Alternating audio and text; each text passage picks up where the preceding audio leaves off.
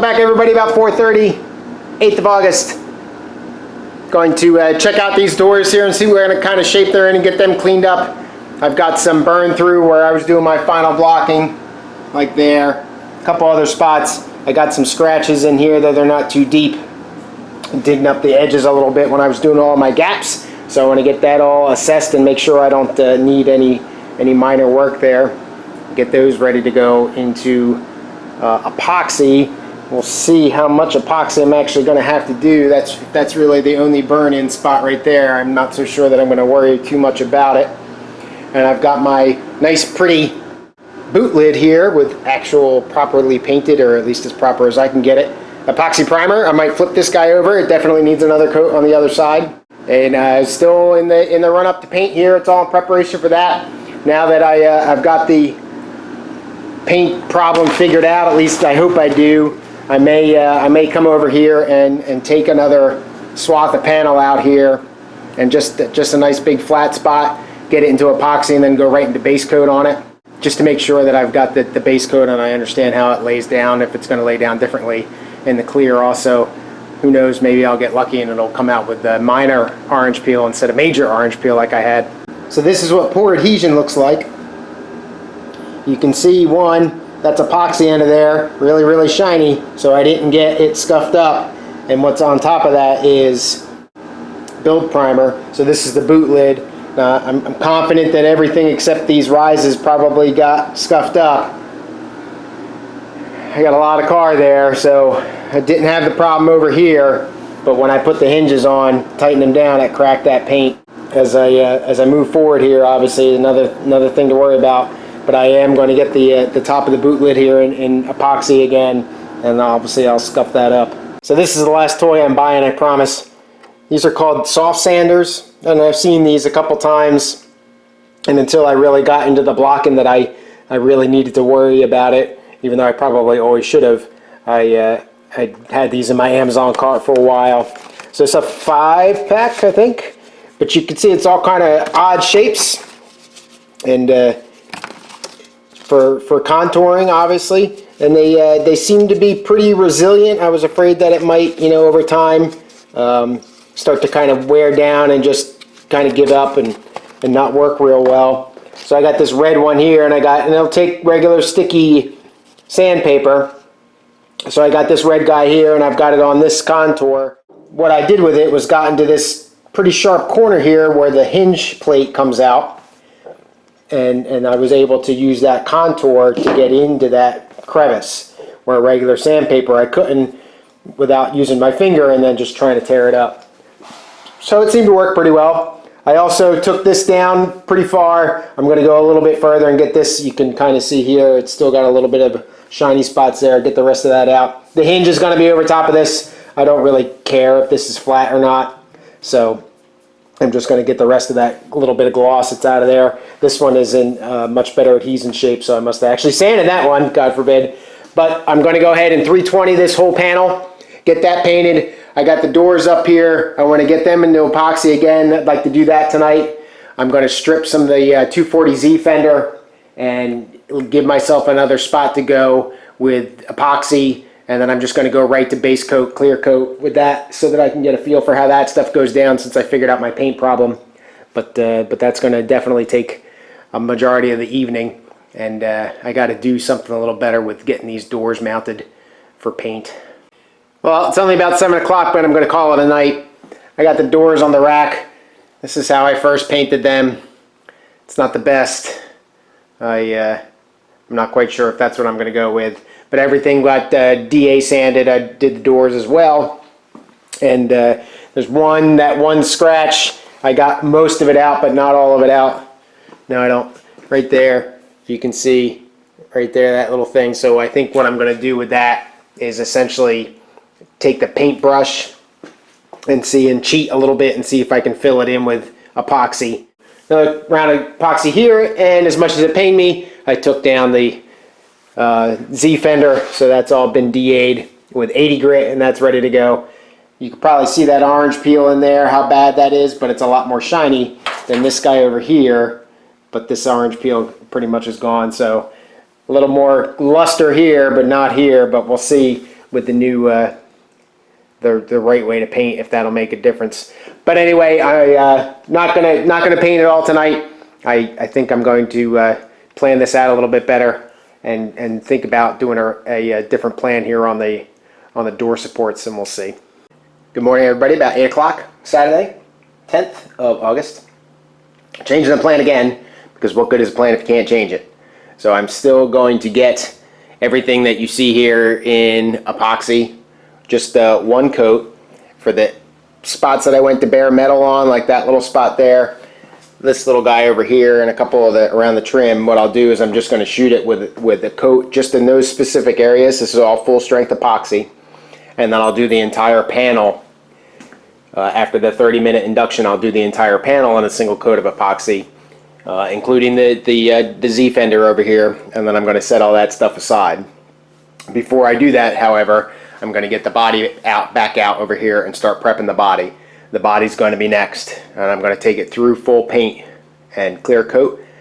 When I get done with that, then I'm going to land it on the chassis, and then that way I'll be able to shrink up the paint booth here and then just go with the smaller parts like the windscreen frame and the boot lid and the doors and things like that. And I'm hoping in that way, logistically, it'll work out a little bit better for me than to try to do all this painting with that poor body sitting back there, and then hopefully be able to segregate stuff and get it separate and kind of keep the paint booth a little bit more isolated and, more importantly, or as importantly, smaller. So we'll see how that goes. Probably not a very exciting rest of the day, but I'll keep you informed on where I'm at. Oh, and I just loved my idea of this pool noodle work stand thing, and that the plastic one here that I've got is so wobbly. I don't really like that thing, that I decided to go out and get a couple more pool noodles, which are now on clearance at Walmart for only 50 cents. Unfortunately, they're not the big thick ones, but that should be okay. I'll use that when I do the bonnet. And I got 2 stands, 20% coupon. They turn out to about 16 bucks each. I also had a viewer ask about the flammability of these things. So I got some propane torch here. I don't really expect this to end well, but we'll see how it goes. Hopefully it doesn't burst into flame because I don't have a fire extinguisher. Yeah, so that melted right up. These are not flame resistant, and they'll definitely melt, and they probably would eventually catch on fire. If you're doing any welding or grinding or anything like that, don't expect these to hold up, and in the worst case, expect them to catch on fire. So I'm trying to get away from using the hanging rack because I don't really trust the thing too much, and the doors move around, everything moves around on that, especially with the increased air pressure now that I'm painting properly. So I've got the door on the scissor horse thing here, the work stand, just propped up on a couple 2x4s to kind of give me some space. I'm going to give this a shot. I'm going to get some longer 2x4 parts to open up the scissor a little bit to give me a little bit more stability. But I think I can get underneath of this. So when I do my 1/over coat of epoxy, I'm going to give this a shot and see if it's going to, I think it's going to work adequately for the red. Obviously, I want the door jambs and all that kind of stuff, but I also want to get down a little bit on the flat on the inside here because I want to provide a little bit of overlap for the door card. And then this whole portion up under here, that gets covered in a piece of vinyl, but still I would like some of that to be covered in red just for, you know, overlap, inconsistencies and things like that. So we'll see if this works for me. Again, I don't want to use that rack if I don't have to. And this also saves me from coming up with some other ingenious way to prop the door up. Well, I got it out here in the sun. Wanted to show you the difference, though it's going to be hard to see on the fender here. So this is the portion that I did without any buffing, cutting or buffing. So I can't really see too well in the screen because the sun's so bright, but right up in there especially I can see a lot of orange peel. Hopefully it's showing up on the camera. And then over here where I took the orange peel out, I'll switch sides here, where I took the orange peel out, there's no orange peel and it looks really nice, but there's still a lot of scratching and everything like that in there, which hopefully you can see. So that'll definitely be something that I'll need to work on when I come through the cut and buff phase. But looks pretty good in the sun. You get it inside and not so much. There's so brighter over there because I didn't sand all this and cut and buff it properly, but too much orange peel over there for me to want to leave it that way. But again, who knows? Maybe the game changer will be the new paint pressures. So we'll see.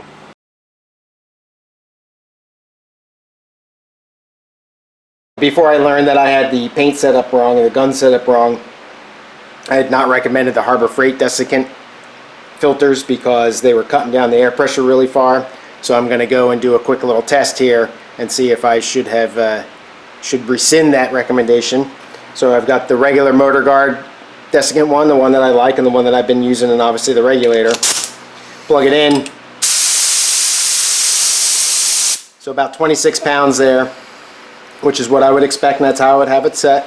So I'm going to disconnect it and then hook up the Harbor Freight one and see if there's any change. Alright, so again, just pull the trigger. I haven't adjusted anything. Alright, so only about 12 pounds, quite a bit lower there. Obviously it will impact the standard cubic feet per minute that this thing can pass, but I think if I bump it up, we'll see. Nope, I got the gun fully open right there, and I can't pass any more airflow. So I'll stick with the recommendation that you not use the Harbor Freight ones, because they don't, they're limiting too much airflow and you can't get the pressure you would need.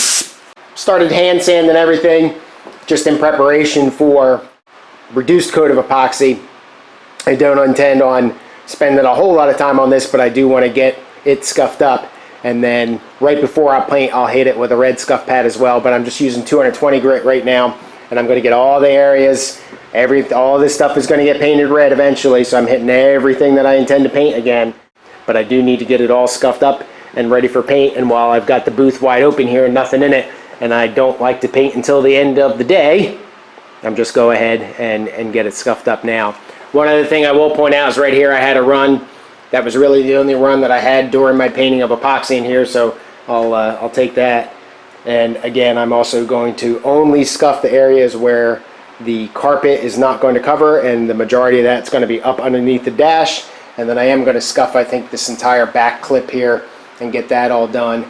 And then along the tops of the inner sills there, I'll do those as well, just in case there's some carpet that doesn't quite get everywhere that it needs to get. Got all of the areas scuffed up. You can see how it's not all nice and shiny now. Just with 220 grit, I will hit everything again in a red scuff pad. This will not be the final thing I do before I'm getting ready to shoot epoxy and base coat, clear coat, and all that kind of good stuff. But for now, I'm going to consider the body good to go and ready for the next step. And I'm going to get everything else that I mentioned earlier in here after I sweep up a little bit and get to going on getting that stuff ready to paint. Got the body snuffed back in there, covered up, and you can see here I've got the two doors, the boot lid, and this guy's on the ground. I'm getting real ghetto here. So anyway, again, what I'm going to do is hit the bare metal little spots with a quick shot of paint, wait 30 minutes for that to cure. I'm also going to fill this in here, this scratch, with epoxy. Again, wait for 30 minutes for all that stuff to cure up. Come back in and coat everybody with a single coat. And then that will be it for all of these pieces, parts. Alright, getting ready to go here with the first coat. I did apply paintbrush on those two guys. Again, I'm going to do just the bare metal spots on the doors, and then I think I'm just going to go ahead and do 2 full coats on the bonnet, since that didn't get quite as far as the doors did with coats, and I think the scratches could use a little help. And then obviously the Z fender down there.